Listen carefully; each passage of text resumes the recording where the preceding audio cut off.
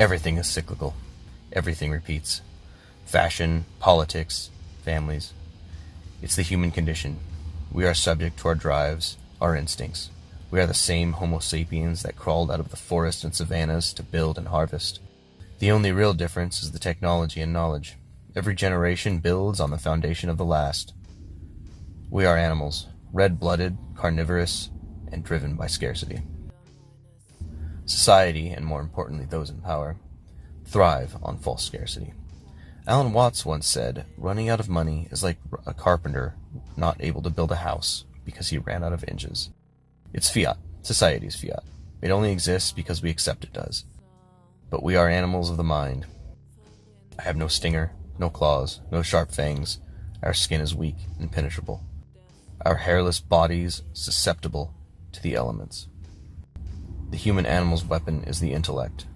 You are sapient, a wise creature. We apply our minds to shallow things, fads, trends that will die and don't matter. The things you own will end up owning you unless you act.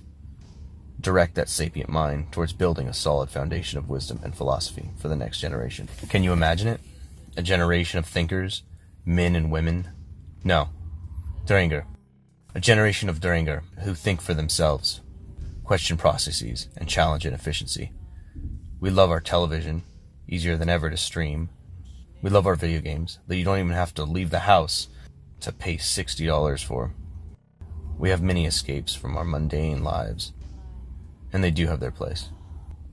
But when it consumes you, when all you're trying to do is escape, what is the point? Does your life have a point?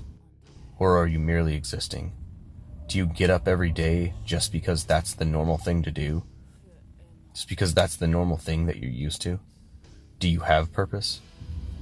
Think about Genghis Khan, Alexander the Great, Tesla, or Aristotle. Great men who changed the world, and even their footnotes in history. So what can you hope to accomplish? If nothing truly matters, if nothing has purpose, if we don't have purpose, then we are free to assign any purpose we see fit. That's what they fear. That's why we're kept docile and fed the gospel of the status quo.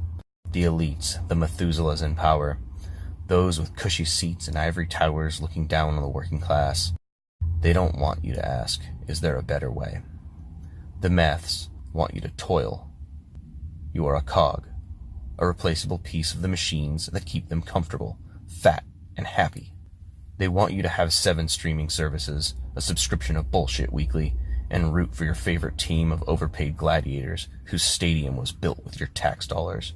On top of the cable company you pay for internet because you don't want cable, and the gas, power, and water bills you struggle to afford. We are a society built around the assembly line. I am a button pusher with an ID tag. We have it better than our ancestors, in some ways. Cleaner food, education, technology. But why is it that, even though we are no longer aggregate, our days are busier, our hours are still long, and now we're subject to whatever job will give us a pittance? I say question it. Question why you're stuck in a dead-end job. Question your boss. Why is it we have to smile and placate to the whims of another person just because they hold your livelihood at stake? Just because you are one paycheck away from living on the streets? Break the mold. Learn, teach, study. This is the age of information, easily accessible and at your fingertips. Teach the next generation. Make them question the Methuselahs, gambling on a docile society that won't question their artificial scarcity.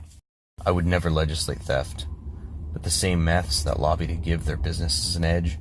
Cable and satellite companies have mafia-like territory, as do car dealerships, which allow for legal price gouging, for example. They also lobby to get subsidies. Your government pays corporations to stay massive, effectively canceling their taxes, and the cost is passed on to you. Question everything, even me. Teach your kids to question everything. Learn to accept when you're wrong. Be better tomorrow than you were yesterday. We are the sum of our actions. Skål! Doch hierfür nicht. Es gibt ein Wort und ein Gefühl für alles. Doch hierfür nicht.